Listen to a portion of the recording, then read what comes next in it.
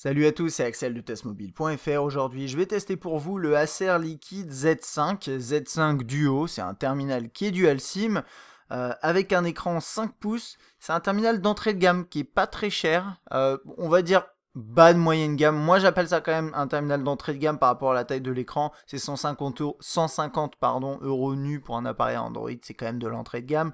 On va jeter un œil à ce qui se trouve dans cette petite boîte, qui est plutôt sympa, mais que j'arrive pas à ouvrir apparemment. Si, c'est bon. Alors, toc. On a quelques notices cachées à l'intérieur. On va pas s'attarder là-dessus, bien entendu. On a un bloc secteur, le câble USB, micro USB et des écouteurs qui ressemblent à ça. C'est des écouteurs, vous voyez, classiques de chez Classique. Mais ça suffit pour la plupart des gens. Donc, moi, ça me va très bien. Alors, le Z5, c'est un terminal qui est donc d'entrée de gamme avec un écran 5 pouces de résolution 480 par 854. C'est du TFT. Ça lui fait 196 ppi au niveau de la densité de pixels. C'est pas très élevé. C'est à peu près la même chose que sur le Z3. Et je vais faire quelques parallèles avec le Z3 à la fin des specs en fait plutôt. On a un écran donc 5 pouces, c'est du dual SIM 3G+, pas de 4G là-dessus. On a 4 Go de mémoire interne avec possibilité d'étendre jusqu'à 32 Go via micro SD. On a 512 MO de RAM et un processeur dual-core à 1,3 GHz. C'est du Mediatek, c'est pour info le MT 6572. On a un appareil photo 5 mégapixels à l'arrière avec son flash LED et une caméra frontale juste ici VGA. On a une batterie de 2000 mAh. Juste pour comparer, c'est pas forcément représentatif, mais je trouve ça néanmoins intéressant parce que son petit frère, le Z3 qu'on a également testé, j'essaie d'enlever les traces de doigts, le voilà, il est vraiment tout petit. C'est un appareil qui a un écran 3.5 pouces, donc qui est vraiment plus petit, mais par contre niveau spec, il se ressemble pas mal. Alors lui est au-dessus, hein, bien entendu, celui-ci est bien en dessous de 100 euros, il est à 80 euros à peu près. Mais celui-ci a également, les deux partagent 512 MO de RAM. Ils ont du dual-core 1 GHz contre 1,3 ici. On a une batterie de 1500 là contre 2000 ici. Un appareil photo 5 contre, je crois, 3,2, quelque chose comme ça, sur celui-ci. Par contre, là, niveau mémoire, c'est exactement la même chose. Ils sont tous les deux dual SIM. Et niveau densité de pixels, c'est la même chose, c'est le même type d'écran, c'est juste que la résolution est plus élevée sur celui-là parce qu'il a un écran plus grand, et heureusement j'ai envie de dire. Donc il se ressemble quand même pas mal, et il propose quelques fonctionnalités similaires. Après celui-là a une caméra frontale, un flash bien sûr qu'il est mieux, mais c'est un petit peu son grand frère finalement, si on devait parler en famille de cette façon-là. Ok. Côté design, le Z5 Duo est pas très original, mais il a quelques petits trucs qui sont intéressants, je pense. Donc, on a cet écran avec des bordures assez épaisses, bon, pas si fines que ça. Pour un appareil à ce prix-là, on va pas se plaindre. Juste en haut, on va zoomer un petit coup, on a quelques capteurs, la caméra frontale, le logo Acer. Ici, on a la sortie audio. Oh, désolé, là, le focus a un petit peu de mal. Non, il veut pas. Voilà. Donc, la sortie audio, juste là. C'est avec les reflets, c'est pas évident. En dessous, on a les touches retour, accueil et multitâche. Et ici, on a une deuxième grille avec là, par contre, le haut-parleur principal et le micro.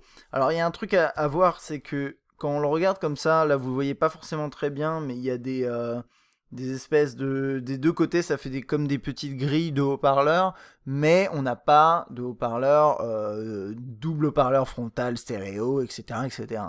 C'est vraiment pour un souci de design, et pour moi ça a du sens, hein, c'est juste qu'il faut pas se tromper là-dessus. Sur la droite, on a le slot pour la micro SD juste là. Le bouton de volume. La touche on-off qui se trouve ici. Jack. Un cache, alors là, un peu plus grand du coup. Pas toujours facile à ouvrir, on a toujours peur de l'abîmer. Mais qui permet de mettre les deux SIM. Alors au niveau des SIM, c'est une mini SIM et une micro SIM. c'est pour faciliter le transfert, le passage d'un mobile à un autre. Si par exemple vous avez déjà une mini SIM et que vous n'avez pas envie de passer en micro, eh bien vous pouvez quand même utiliser cet appareil. Moyennant quoi, moi ce que je vois surtout, c'est que si vous avez envie de l'utiliser en dual SIM et que vous avez 2 micro SIM, qui est le format diffusé aujourd'hui, eh bien vous serez obligé d'utiliser un adaptateur. Un adaptateur, ça ressemble à ça. Et potentiellement, si vous en achetez des mauvais, ça peut se bloquer à l'intérieur. Bref, d'ailleurs, j'ai écrit un article là-dessus. J'essaierai de vous mettre un lien sur Test Mobile si j'y pense. Mais bref, voilà. Moi, je trouve que l'argument d'Acer de dire qu'on a mis du mini SIM parce que ça permettait de faire de faciliter l'évolution progressive si vous aviez déjà une mini SIM, sauf qu'aujourd'hui, le format micro SIM, c'est celui le plus diffusé. Si vous avez encore des mini SIM, a priori, c'est que vous avez des mobiles relativement anciens, je mets des guillemets là-dessus. Donc bref. Ensuite, en bas, micro USB, et sinon, c'est à peu près tout. Donc là, il est dans cette version-là. Il est également proposé, si je dis pas de bêtises, dans une version blanche, qui, d'après moi, est un peu plus esthétique, parce qu'en fait, les extrémités sont également blanches. Et donc là, je l'ai sous les yeux. Je vous invite à regarder un Z5 Duo blanc sur Internet. Et il est un peu plus sympa. Et les tranches aussi sont légèrement blanches. Donc c'est plus joli. Là, j'ai la version grise. À l'arrière, on a l'appareil photo, le flash, le fameux bouton. Enfin, le bouton à l'arrière. C'est un bouton à l'arrière. C'est pas la même chose que sur le G2, par exemple, de LG. On va en parler très rapidement, hein, dès le début du passage dans les fonctionnalités. Et là, on a le logo Acer. Le petit logo DTS puisqu'il est compatible DTS et c'est à peu près tout. Le haut-parleur, vous le voyez, n'est pas à l'arrière puisqu'il est juste là. C'est quand même un point positif, je pense, pour le haut-parleur. C'est toujours mieux qu'il soit à l'avant, hein. Moi, depuis que j'ai essayé Boom Sound, de toute façon, j'ai du mal à trouver des haut-parleurs à l'arrière sympathiques. Alors, ok, on va passer dans l'interface. On a la possibilité de mettre des widgets. Je vais le poser, ça va être plus simple. Ah, il m'affiche des notifications, c'est parfait. Alors, on a la possibilité d'avoir des liens, des raccourcis rapides vers certaines applications, les systèmes de widgets classiques, vous déverrouillez de cette façon-là. Concrètement, on est sous Android 4.2 avec quasiment pas de surcouche, on n'a pas du float UI comme on peut l'avoir sur certains terminaux haut de gamme Acer. Là, on est sur quelque chose de base avec quelques exceptions, enfin quelques petits trucs en plus, on va dire. C'est un peu pour ça que je faisais le parallèle avec le Z3 aussi. Typiquement, vous avez un mode rapide, avec possibilité donc de faire mode senior par exemple, pour faciliter les usages. De cette façon-là, vous avez des contacts en accès rapide, ce genre de choses. Je ne vais pas passer trop de temps là-dessus, parce que si vous avez déjà regardé mon test du Z3, vous êtes familier de ce système. Mais en gros, voilà, ça permet tout simplement d'accéder rapidement à certaines fonctionnalités si vous débutez dans le monde des smartphones, ou si vous ne voyez pas très bien l'écran, peu importe l'âge que vous avez. Voilà, c'est pas inintéressant, vous n'êtes pas obligé bien sûr de l'utiliser, vous pouvez revenir au mode classique avec tiroir des notifications, là la possibilité d'accéder à ces raccourcis rapides, vous pouvez mettre des widgets, vous pouvez mettre des icônes ici. C'est à peu près tout, je vais vous montrer tout de suite à quoi sert la touche à l'arrière. Alors la touche à l'arrière, bon déjà côté ergonomie, jamais j'en ai pas parlé, c'est pas inintéressant de parler de l'ergonomie, excusez-moi c'est un peu mélangé, mais c'est un 5 pouces, donc c'est un écran assez grand. Moi ce qui m'ennuie c'est simplement que les bordures sont assez grosses, assez épaisses, en haut aussi ça prend pas mal de place. De fait, moi qui n'ai pas des mains spécialement petites, vous voyez mon doigt là il n'arrive pas à attraper la touche qui est juste ici. Donc ça veut dire que pour faire l'effort, pour pouvoir l'attraper, il faut faire un peu l'effort de déplacer dans la main comme ça. C'est un peu gênant, moyennant quoi Acer compense d'une certaine façon ça avec cette touche à l'arrière. Donc touche à l'arrière d'ailleurs qui est agréable, hein. C'est un petit trou, petit relief comme ça, le doigt vient se poser directement dessus, c'est plutôt bien fait. On appuie dessus une fois, on peut déverrouiller l'écran. Donc vous n'avez pas forcément besoin d'utiliser le bouton ici, vous pouvez utiliser celui qui est à l'arrière, et ça c'est un point positif quand même. Et ensuite après vous pouvez configurer, je vais vous montrer ça tout de suite, comme ça c'est réglé. Ça s'appelle Acer rapide, hein, je ne sais pas si je l'ai mentionné. Vous pouvez vous pouvez personnaliser une action à effectuer en appuyant sur ce bouton. Alors c'est principalement des applications que vous pouvez lancer, et finalement... Moi là-dessus, je suis un peu déçu, je vais reconnaître, parce que je pense qu'il y a un potentiel important sur ce genre de truc, mais qu'au final, c'est pas beaucoup exploité. Je vais m'expliquer dans un instant. Je vais vous montrer ce que ça donne. Je vais mettre Play Music, qui est celui qui est d'ailleurs déterminé par défaut sur l'appareil. Donc regardez, vous avez l'écran déverrouillé. J'appuie une fois, je déverrouille l'écran. Je rappuie une autre fois, je lance Play Music. Je rappuie une autre fois, je lis ma musique. Je rappuie une autre fois, je mets pause. Ça c'est cool, je trouve ça très bien. Maintenant, c'est quasiment la seule application avec, éventuellement il y avait quoi d'autre, il y avait un autre lecteur musical ou bien la radio FM, tous ces trucs là, où ça fait play pause quand vous êtes dans l'application.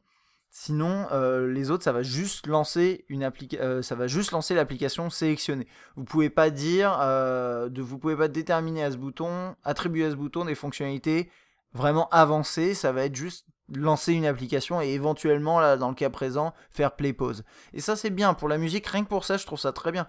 Je suis en train de lire de la musique. Le téléphone est dans ma poche. Ah bah tiens. Si, normalement ça le fait. Attendez, je veux juste m'en assurer parce que j'avais justement un doute. Ah, attendez, toc.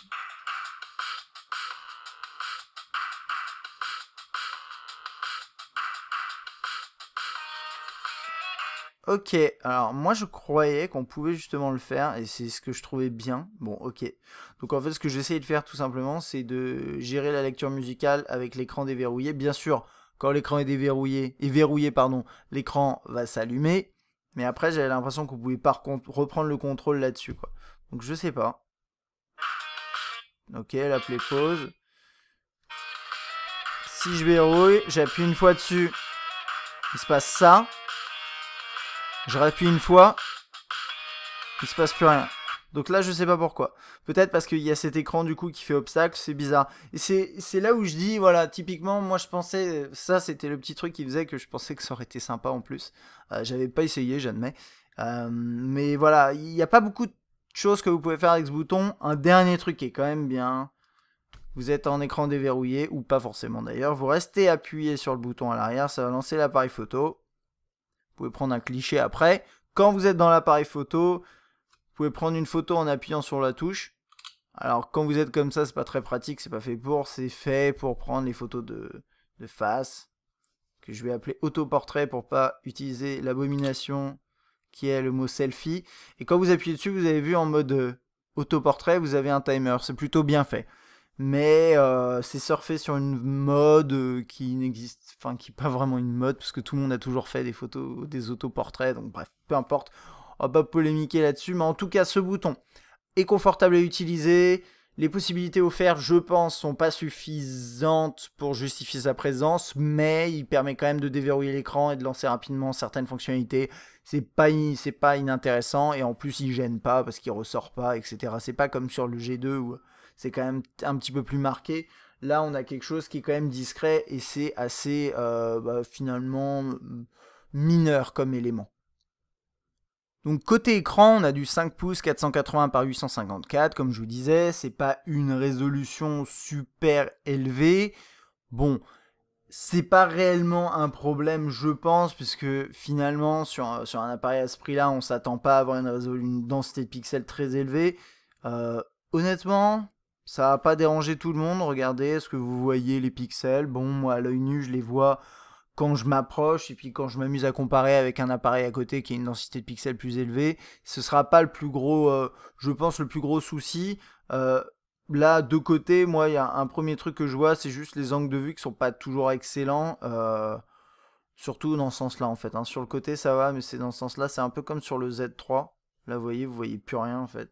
Ça change directement, enfin, la luminosité change et on voit les contrastes qui bougent, donc ça c'est un petit peu dommage, c'est pas non plus rédhibitoire, je pense. Sinon, niveau couleur, c'est assez fiable. Et niveau luminosité, je pense que c'est assez élevé. Donc, on a un écran qui est pas dingue pour du 5 pouces. On aimerait bien avoir un meilleur écran. Mais pour 150 € nu, je pense qu'on a quelque chose de décent. Voilà, de tout juste décent. Sans plus, sans moins. Même si j'aurais aimé trouver un petit peu mieux, bien entendu. Mais c'est pas non plus une catastrophe. Pour le reste, ça va aller assez vite parce que c'est un appareil qui est plutôt limité en termes de fonctionnalité. Enfin, limité. Qui tourne sur une version d'Android brute. Quasiment brute. Alors on a Float Color, Ça me permet du coup de vous montrer brièvement ce que c'est, mais quand on vous appelle, vous avez une petite fenêtre comme ça qui vous permet de faire du multitask, du multitâche tout en répondant à un appel ou vous pouvez aussi choisir de répondre par un message, ce genre de choses. C'est plutôt sympa, mais en termes de multitâche d'ailleurs, juste pour info, quand vous faites ça, vous avez ça qui s'affiche, mais vous n'avez pas les float apps qu'on a dans Float UI. Donc ça c'est ce genre de truc. On va faire ne plus afficher. Parfois l'écran il manque de précision, je trouve. Les contacts. Ici, ça c'est les contacts sous cette forme-là. Bien sûr, vous pouvez accéder à la liste complète des contacts dans le menu principal de cette façon-là. C'est les contacts qui s'affichent de manière très très classique, hein, Android comme on connaît. Vous entrez dans les messages, des discussions de cette manière-là. Vous avez le clavier ici de base Android et la saisie vocale possible. Il y a Swipe aussi qui est installé apparemment, donc ça c'est plutôt bien, et vous pouvez aussi installer d'autres claviers. La taille d'écran fait qu'en portrait vous pouvez taper vraiment facilement, et en paysage ça reste aussi jouable, mais c'est vrai qu'il est assez long, du coup bon, c'est pas la position la plus confortable, on va dire.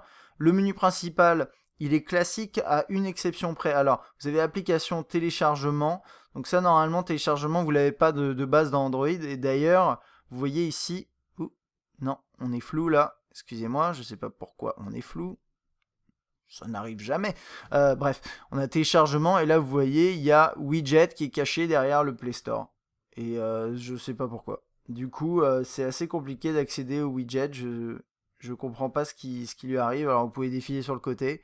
Mais ça, c'est des petits trucs comme ça qui font que c'est un peu dommage. Et par contre, vous pouvez trier par nom, date, fréquence d'utilisation. C'est plutôt sympa ça dans le menu principal. Alors ensuite, on a tout ce qui est to-do list, agenda, les emails, tout ça, Gmail, la galerie, tous ces trucs-là, c'est le classique Android. Je vais passer rapidement dedans, mais très très rapidement pour vous montrer un aperçu, donner un aperçu de ce que c'est.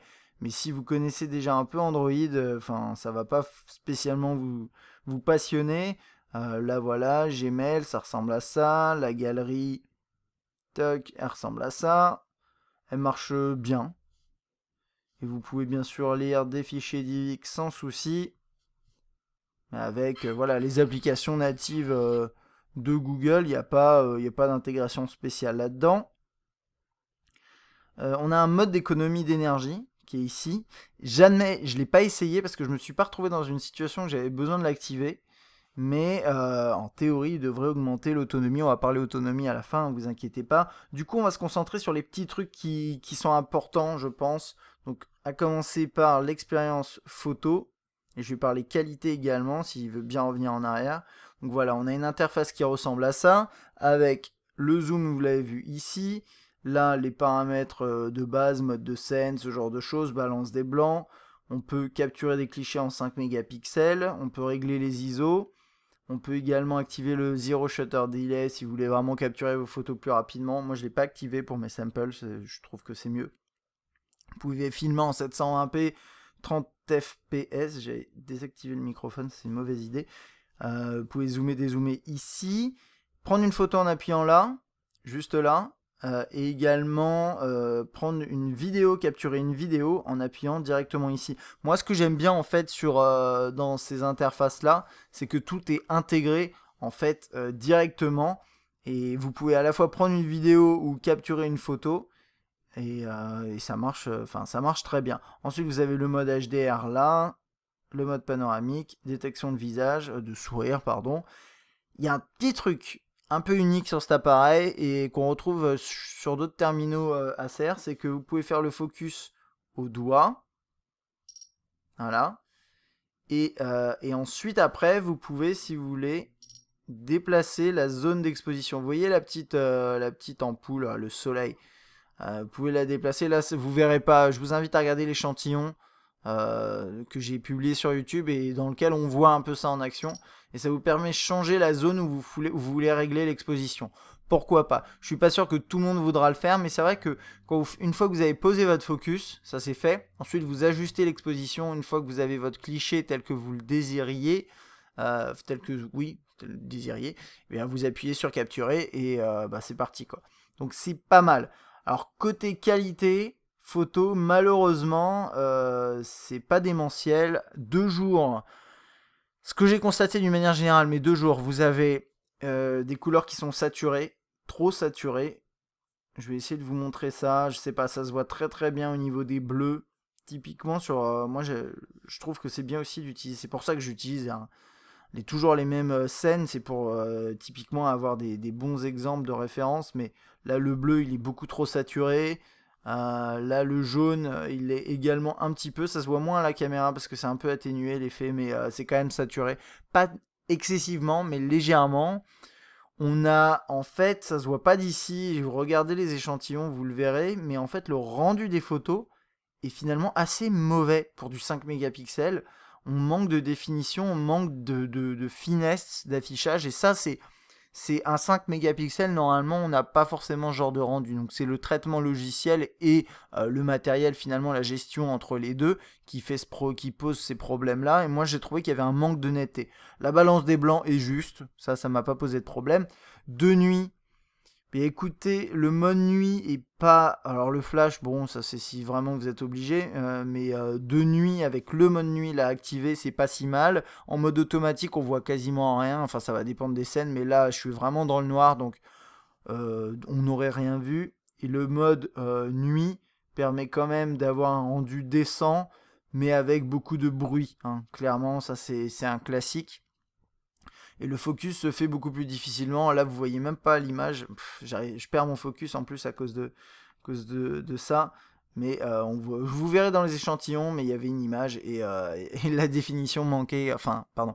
Elle était beaucoup trop bruitée et beaucoup trop sombre. Donc ça, c'est pour la photo. Donc c'est pas exceptionnel. La vidéo, vous filmez en 720p, 30 fps, c'est encapsulé en 3GP. Et le zoom numérique, oubliez-le. Mais vraiment, parce qu'il n'a aucun traitement software qui permet d'optimiser ça. Je vais vous le lancer, vous verrez. Non, c'est pas celui-là, excusez-moi, c'est celui-là. Alors, reprendre la lecture. C'est pas ce que je voulais faire.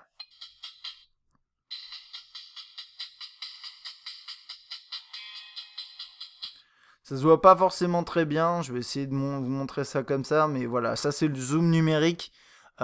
Mais pas beaucoup de fois, hein. C'est très très peu de zoom finalement par rapport à ce qu'on pourrait avoir besoin, et le rendu est très mauvais.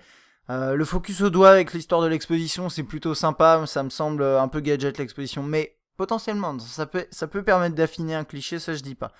Les couleurs sont pareillement saturées, et de nuit le rendu est vraiment pas terrible du tout. Je vais vous montrer ça, ça rend comme ça, donc on voit rien en fait, voilà. Donc ça c'est dans les mêmes conditions que pour la photo. Et le son est assez bruité de base. Il y a un vent constant. Donc voilà, concrètement, j'aime pas trop, mais j'aime pas trop dire ce genre de choses. Mais le Z5 Duo en photo et vidéo, c'est pas du tout son truc. C'est pas forcément moins bien que sur un Z3, mais c'est juste que comme il a un capteur un peu meilleur, on s'attendait à mieux, enfin avec au moins un peu plus de mégapixels, on s'attendait à mieux, et finalement, il n'y a rien d'exceptionnel du tout. C'est du 720p qui bave un peu, c'est des couleurs qui sont pas très justes, enfin voilà, c'est un ensemble de trucs qui font que vous allez pas participer au prochain concours de photographie sur mobile avec celui-ci, vous ferez plutôt juste des souvenirs, et ce sera peut-être très bien d'ailleurs, et largement suffisant. On enchaîne sur tout ce qui est web. Alors là, je suis dans Chrome. Je vais essayer de... S'il veut bien. Ouais, ok. On va aller sur Test Mobile. Et... donc pourquoi choisir Chrome éventuellement par rapport à... Il y a aussi l'autre navigateur par défaut. Vous pouvez en télécharger d'autres d'ailleurs sur le Play Store. Mais celui-ci, moi, ce qui me plaît, c'est que vous avez la synchronisation avec Google. Hein, j'en parle à chaque fois, mais voilà, c'est toujours ça. Alors, un truc intéressant, typiquement là sur une page web, ça permet de voir un peu les angles de vue et les petits problèmes qu'on peut avoir. Donc là, vous voyez, je suis de face par rapport à la caméra. Regardez par exemple le noir ici et la possibilité de lire, imaginons ce texte-là. Donc là, on est quand même pas mal. Là, en le posant comme ça devient un tout petit peu moins bien. Et si je commence à faire ça, on va voir de moins en moins bien. Ça, il y a aussi les reflets, hein, vous inquiétez pas là-dessus. Mais ce que vous voyez pas, c'est que par exemple le bleu là, moi, de mon angle à moi, quand je suis ici, il passe au vert. Bah, vous le voyez un peu passer au vert très légèrement. Enfin, voilà, c'est ce genre de truc et les angles de vue sont clairement pas très bons. Ce qui fait que quand vous n'avez pas le bon angle de face, bah typiquement moi d'ici, honnêtement, Test Mobile, il ressemble à rien. J'arrive pas à lire les titres là, les lettres, enfin les chiffres ici, je les vois quasiment pas. Enfin voilà. L'expérience en tant que telle dans l'interface, bah, si vous avez des interfaces optimisées mobiles, c'est pas si mal. On va aller sur The Verge comme d'habitude, qui a aussi une interface mobile, hein, qu'on a juste ici, qui tourne très bien. Enfin très bien, qui tourne bien, oui. Et ensuite, on va regarder en mode complet.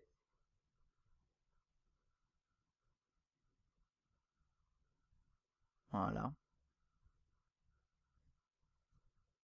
C'est pas si mal. Là, il n'avait même pas fini de charger. Je pense que Chrome est responsable pour beaucoup des performances qu'on a sur le web, sur des appareils moins bien équipés. Ça tourne quand même pas mal. Oui, alors bien sûr, vous voyez ce genre de truc, c'est un peu pénible. Mais au final, voilà. Vous voyez, c'est ce genre d'élément. Ça peut être pénible, mais à la manipulation, quand on défile, c'est quand même assez réactif. Le zoom se passe plutôt bien. On peut on peut bien sûr entrer dans un article. Bah là, je suis en Wi-Fi, ça charge assez vite. Tout dépend aussi du site, hein, bon là-dessus. Double tap, ça va zoomer sur le texte et après vous pouvez lire votre article sans problème.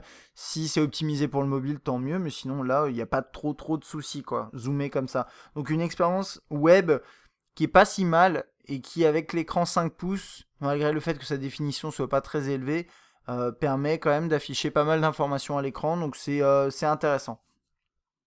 Ok, je vais juste tout supprimer. Ok, voilà. Après, on a pas mal d'autres choses comme je vous ai montré les emails ici. Là, c'est le même, c'est quasiment le même qu'ici, sauf que c'est le universel. La galerie, on a vu. On n'a pas vu ça. C'est la météo et l'horloge numérique. Avec une petite ambiance sonore, agréable. Un système qui permet de créer un hotspot facilement. Pourquoi pas, ça après vous pouvez toujours télécharger sur le Play Store les applications qu'il vous faut.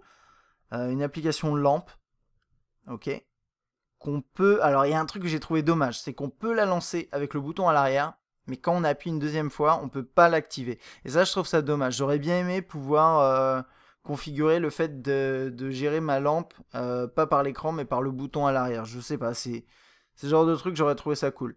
Lecteur vidéo, ici on a cette version là, donc ça c'est le lecteur classique, hein, vraiment sans grand intérêt, il faut bien reconnaître, de Google. Vous retrouvez ici, non attendez, ici l'application photo qui permet également de lire des vidéos. Le mode rapide on l'a vu, mon style, donc ça c'est la petite couche de personnalisation sur le terminal qui permet de gérer écran de verrouillage et écran d'accueil. La possibilité de gérer, vous savez, les icônes qu'il y a en bas là. Et de changer les effets de transition, ce genre de choses. C'est un tout petit peu de personnalisation, mais c'est quand même bien d'avoir cette application installée sur l'appareil. On peut bien sûr aller sur le web, ce genre de choses. Alors là, on a photo, qui est en fait, concrètement, c'est une application qui permet d'accéder à sa bibliothèque, on va dire, de photos. Alors là, je comprends pas pourquoi il me les affiche pas. Je crois... Alors attendez. Cacher le contenu en ligne. Ouais, parce qu'en fait, il y a une intégration avec cet appareil, avec Acer Cloud, qui est ici, qui est le système dans le nuage, dans le cloud de Acer, qui permet notamment de sauvegarder certaines données, des photos, des vidéos, ce genre de choses. Et là, il m'affiche photo parce que j'ai téléchargé l'application. Voilà. Et là, je peux télécharger les autres versions des applications pour accéder directement aux photos. Quand j'ai vu l'icône, je me suis dit, mince, j'ai oublié peut-être une galerie spécifique. Non, non. Ça permet tout simplement d'accéder rapidement à vos photos dans le cloud sur Acer Cloud. Donc on a quand même une petite suite dans le cloud qui est assez bien faite et qui est cohérente et facile à utiliser. Donc ça c'est quand même bien. Bien sûr il y a d'autres services que vous pouvez utiliser pour faire ce genre de choses, mais Acer le propose de base, donc pourquoi pas. Play Music pour la lecture musicale que vous connaissez, qui est très très basique. Du coup on va passer directement à la qualité du haut-parleur. Ouais.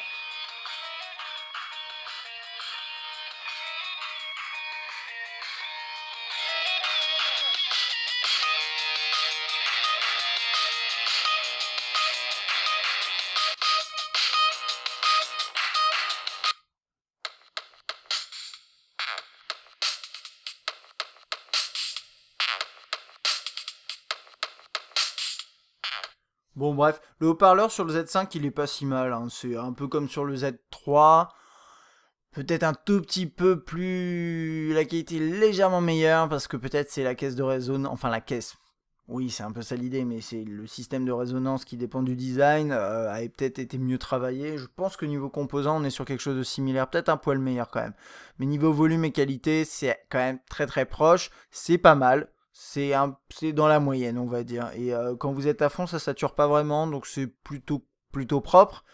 Il y a un petit truc qui permet simplement de bien se rendre compte de la définition de l'écran et finalement que ce soit dommage, c'est que par exemple une application comme celle-ci, vous le voyez pas forcément très bien à l'œil nu, mais enfin l'œil nu derrière la caméra, mais les touches ici de contrôle, elles sont un peu floues parce que cette application elle est optimisée pour des résolutions un peu supérieures. Et donc là, avec cette résolution, ça a tendance à étendre un peu les éléments. Mais ça, je l'ai remarqué sur cette... Honnêtement, je l'ai remarqué dans cette application, mais pas dans d'autres. Donc voilà, je le mentionne là au passage, parce que c'est des choses que vous verrez peut-être, mais c'est pas un gros souci à proprement parler. Et sauvegarder et restaurer, pour sauvegarder et restaurer vos informations. Polaris Office qui est préinstallé, je crois que c'est encore... Je crois que c'est une version démo, je suis pas sûr. De toute façon, pour lire vos documents, vous pouvez utiliser Google Drive qui marche très bien et qui est gratuit. Côté autonomie, le Z5 devrait vous offrir entre 1 jour et 1 jour et demi en usage, on va dire modéré. Certains testeurs ont estimé que c'était un petit peu plus. Moi, j'arrivais à 1 jour et demi max. Mais clairement, si vous l'utilisez un petit peu moins que moi, à savoir quand même pas mal de web dans la journée, un petit peu de vidéo aussi sur YouTube, vous arriverez peut-être à 2 jours potentiellement, hein. C'est un appareil qui est assez bien géré niveau autonomie, mais vous devriez quand même plutôt obtenir 1 jour et demi, je pense. Et pour terminer, enfin juste avant la conclusion, côté performance, on a quelque chose qui est pas spécialement impressionnant. Vous vous souvenez peut-être sur le Z3, on était un peu en dessous du S2, et ben là on est un tout petit peu au-dessus du S2.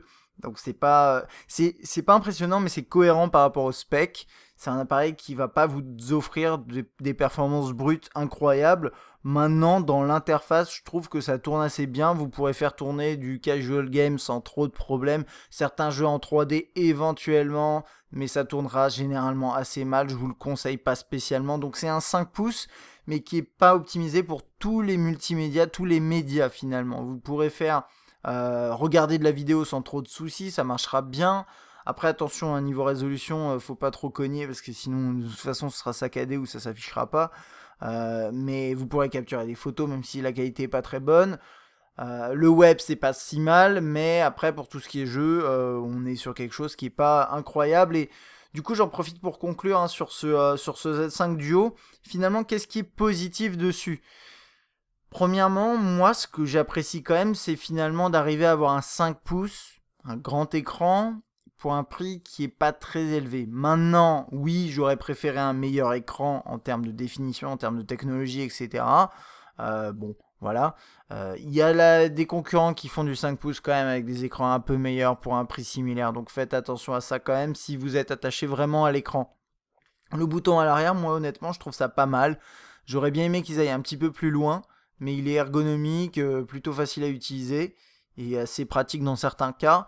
La coque arrière est agréable à prendre en main, donc niveau ergonomie c'est pas mal, mais en raison, enfin notamment grâce à ce bouton. S'il n'y avait pas ce bouton, moi je noterais quand même moins bien l'ergonomie puisque cette touche-là est assez compliquée à attraper à une main. Donc ça c'est pour la partie design. Sinon oui, le design il est assez original, mais enfin il est entre les deux finalement. Comme je vous disais, de face, il a l'air très basique. Et puis après, vous avez ces grilles-là qui rajoutent un petit peu d'originalité. Et cette touche à l'arrière. Mais bon, c'est pas non plus un terminal extrêmement original, faut bien le reconnaître. Donc ça, c'est pour cette partie-là. Ensuite, côté interface, fonctionnalité, bah, c'est du Android basique. Vous avez quelques petits trucs en plus, notamment le mode rapide qui peut convenir justement si vous débutez. C'est un peu comme sur le Z3, sauf que là, on a un écran plus grand. Donc si vous avez des besoins en plus d'espace, mais vous débutez sur un smartphone, pourquoi pas, j'ai envie de dire.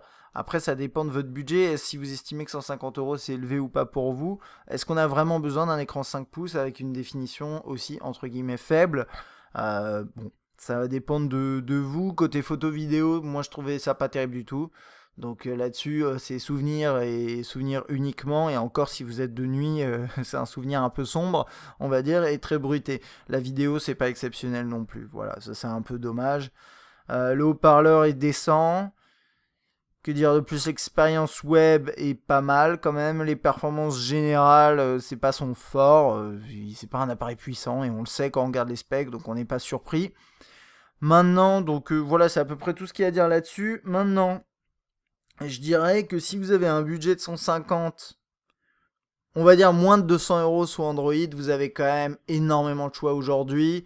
Que ce soit d'un, éventuellement de l'occasion sur du haut de gamme, ça c'est possible, et de deux, des appareils sous Android un peu plus, comment dire, plus travaillé d'un point de vue optimisation. Et je pense que d'ailleurs c'est assez intéressant, mais le Liquid E2 Duo, qui a un quad-core, c'est un terminal qu'on a testé et qui est plutôt bien noté chez nous et qui est à 160 euros actuellement nu. Donc 10 euros de plus, vous avez un quad-core qui offre quand même de bien meilleures performances et un design qui est un peu plus réussi. Je trouve l'écran un peu plus petit, je crois que c'est 4.7 ou 4.5. Voilà, sinon comme ça, vous avez aussi le Moto G qui est à 180, qui à mon avis est... Niveau perf, c'est à peu près la même chose, mais il est un peu meilleur sur, par exemple, la photo, ce genre de choses. Vous avez pourquoi pas le S3 Mini, à voir comment il a vieilli celui-là, pour 170 euros actuellement nu. Enfin bon, voilà, il y a quand même des possibilités. Donc comme d'habitude, hein, c'est pas parce que c'est 150 euros et il va sûrement descendre un peu. D'ailleurs, si je regarde là, mais il y a une offre 20 euros remboursée, prime à l'innovation sur celui-ci. Donc bref, ça le fait descendre un peu.